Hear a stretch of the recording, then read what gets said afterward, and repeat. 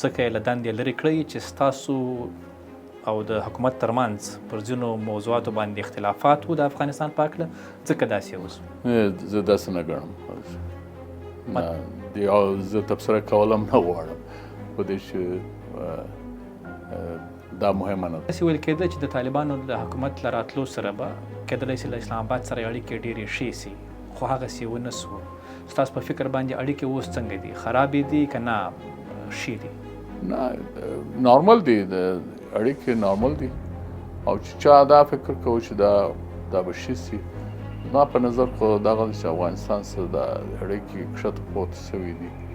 ستاسو په فکر باندې دغه یو نیم کال یا 14 میاشتې تاسو ځانګړی استازی پاتې سوئ، تر ټولو لوی مشکل په څه کې و د کابل او اسلام آباد ترمنځ؟ دغه ټي ټي پي زموږ دپاره سور کرښه ده. دغه ستاسو بیان یو میاشت مخکې هم تاسو دغه بیان ورکړی و چې په افغانستان کې یو ځل بیا د 11 سپټمبر غوندې پیښې تکرارېدلی شي. اوس هم تاسو ذکر وکړئ. دا امکانات لري، په دې امکانات په دې وایم. زه دلته پوښتنه دا کوم چې څوک یې کوي، لکه څوک یې کولی شي؟ آی اس کې پي خو شته دي که نه، وجود لري او القاعده هم شته دي. دوی یو د بل سره دغه هم کوآپریټ هم کولی شي، یو ځای هم کولی شي. دې کې ټي ټي پي هم شاملېدای شي. ښاغلی آصف درانی صاحب، اول خو ډېره زیاته مننه چې موږ ته وخت راکړ. پایل به زه له دې پوښتنې وکړم چې تر 10 سپټمبره پورې تاسو د افغانستان لپاره ځانګړی استازی وئ، خو بیا اوس نه یاست. اول که همدا راته ووایاست چې تاسو دغه دنده پرېښوده که نه؟ نه، دا مهمه خبره نه ده. زما یو دغه کانټریکټ دغه وه، نو هغه ختم شو او دا د حکومت وخت اختیار لري چې دا ختم کړي. خو دغه ځای څه بیا دلته اوس چې تاسو چېرې ناست یې، اسلام آباد پالیسي ریسرچ انسټیټیوټ دلته دې ځای نه هلته تللی وم، دلته واپس راغلم. دا پوښتنه ما ځکه وکړه چې ځینو پاکستانیو رسنیو راپور ورکړی په هغو شپو کې چې تاسو ځکه یې له دندې لرې کړئ چې ستاسو او د حکومت ترمنځ پر ځینو موضوعاتو باندې اختلافات و د افغانستان په هکله ځکه داسې اوس. زه داسې نه ګڼم. زه تبصره کول هم نه غواړم په دې چې دا مهمه نه ده. مطلب اختلافات نه وو یا خبره نه؟ دا مازه خبرې دي. تر اوسه پورې ولې لا هم پاکستان د طالبانو حکومت پر رسمیت نه دی پیژندلی؟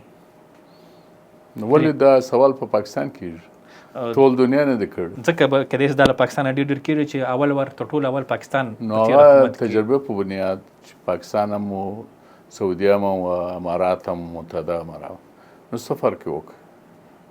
دا خو پکار چې دوی ټول بین المللي دغه لیول باندې ټول دنیا دا تسلیم کړي. نو دا پکار دی چې اوس هلته په افغانستان کې چې کومه موقت حکومت دی هغه هم غور وکړي دا ولې هغه کومه شرایط دی چې دوی تر اوسه نه دي پوره کړي. ستاسو په فکر باندې هغه کوم شرایط دي چې دوی باید پوره کړي او نړۍ یا پاکستان یې په رسمیت وپېژني؟ دې کې هیومن رایټس خپل په ځای دي، مثلا د ښځو تعلیم دی یا د هغوی د کار کوونک حق دی، دا او بیا دغه انکلوسیویټي داسې موضوع ده چې په هغه باندې خو کېدای شي شاید دنیا څه کمپرومایز وکړي، مګر د ښځو تعلیم یا د هغوی د کار کوونکو حق چې دی دا یو لوی ستونزه دی په دنیا کې، او دا تقریبا افغانستان نیمایي څه زیات پاپولیشن چې دی هغه ښځې دي. نو هغوی ته دا حق نه ورکول یقینا د انټرنیشنلی دا یو لوی ستونزه جوړ شوی دی او پکښې یو حکومت به هم کمپرومایز به ونه کړي. ډېر مشکل ده. او دغه د رسمیت پیژندنو کیسه چې دا به پاکستان له سیمه ییزو هیوادونو سره کوي که نه د نړیوالو سره؟ دغه نه، زما خیال دا هر هیواد چې دی د هغوی یو ساورین رایټ دی چې هغوی کله دا فیصله کوي. دې کې یو ځای هم کېدای شي دا ډیپینډ کوي چې څرنګه حالات وي، مګر دې کې یو ملک بل ته نشي ویلی چې راځه چې یو ځای وکړو یا دا موږ کوو تاسې مو وکړئ.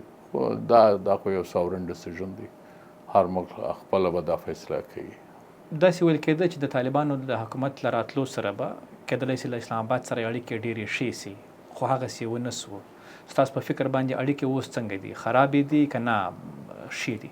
نه نارمل دي د اړیکې نارمل دي او چې چا دا فکر کوي چې دا به شي سي زما په نظر خو دغه چې افغانستان سره د اړیکې کښته پورته سوي دي زر شاس واخې تر داود پورې بیا کمونستان راغی خو بیا یقینا اړیکې ډېر ښه نه وو او زموږ د سفارتي سطح هم چې دی لوړ کړی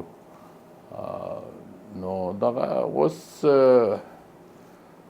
بیا مجاهدین راغی د هغوی خانه جنګي شروع سو طالبان راغی 9/11 وسو نو دا کښته پورته سوي دي دا تېر خصوصا 15 کلونه خو درانی صاحب په دې 15 کلن تاریخ کې موږ وګورو د طالبانو حکومت یوازینی حکومت چې پاکستان ته ډېر نږدې وي نو ځکه داسې ویل کېده چې کېدای شي اړیکې سره ښې سي دا کېدای شي د خلکو فکر به داسې وي مګر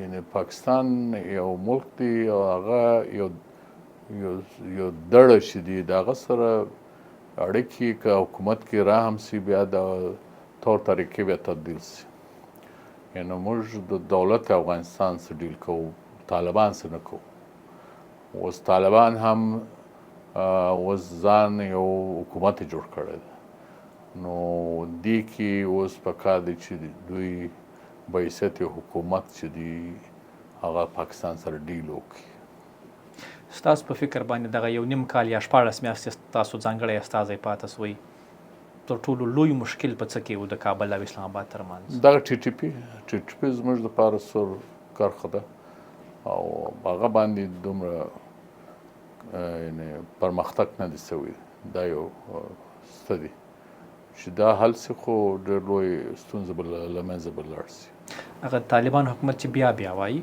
شاید تاسو ته به هم داسې په ناستو کې ویلي چې دا ستاسو کورنۍ موضوع ده زموږ په دې کې کار نشته هغه ته به هغه منو دا زموږ کورنۍ ده مګر زموږ ستونزه هغه وخت شروع سي چې دغه ټي ټي پي کسان چې بارډر اخوا څخه دلته راځي په هغه کې افغانان هم شامل دي د دوی تشکیلات لکه ژوب حمله وه هلته په 15 مړه وو 3 پکښې افغانان نو زموږ ستونزه په دې دغه کېږي دلته چې پاکستان دننه ټي ټي پي دی هغه یقینا د پاکستان درد سر دی د هغوی مسله ده هغه موږ ګسه دوی سره ذکر هم نه کوو او دغه د افغانانو د دلته ککړتیا یا ترهګري په پیښو کې ککړ دي دغه مسله تاسو بیا له طالب چارواکو سره هغه خو به بیله خو خبرې د جزئیات کو نظم مګر دا یعنې چې کومه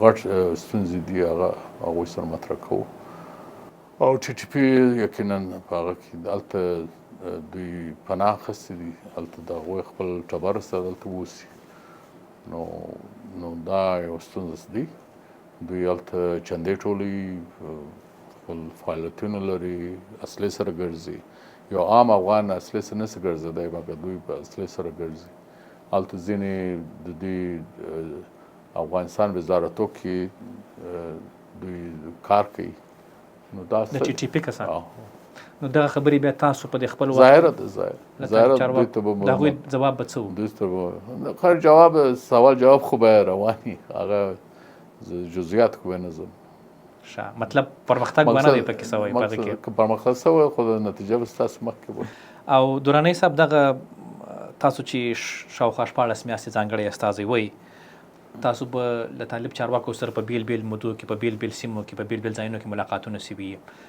تاسو د هغوی دغه اوس حکومت څنګه ارزوئ څنګه ورته ګورئ ګوره هغوی په حکومت کې دي دې کې شک نشته د دوی دا هم کلیم دی چې په افغانستان کې امن راوستی دي او بین المللي طور هم دا منل کېږي چې اوس هلته امن شته دا هم وایي چې هلته اوس کرپشن لږ دی دا هم بین الاقوامي طور باندې منل سوي دي په کوکنار باندې دوی ډېر کابو اچولی تقریبا 90% کوکنار چې دی هغه له منځه لاړ دی دا یو ډېر ښه ګامونه دوی اخیستي دي دې کې شک نشته دا کړې ده مګر اوس هم په افغانستان کې غربت چې دی د هغه کرښه لاندې دي دوی زه د ډېر د ټینګار څخه به دا وایم چې افغانستان پکار دی چې موږ یوازې نه پرېږدو. افغانستان چې یوازې پاتې وو خو 9/11 وشو. دغه ستاسو بیان یو میاشت مخکې هم تاسو دغه بیان ورکړی و چې په افغانستان کې یو ځل بیا د 11 سپټمبر غوندې پیښې تکرارېدلی شي. اوس هم تاسو ذکر وکړ دا امکانات لري. په دې امکانات په دې وایم زه دلته پوښتنه دا کوم چې څوک یې کوي، لکه څوک یې کولی شي؟ ISKP خو شته دي که نه، وجود لري. او القاعده هم شته دي.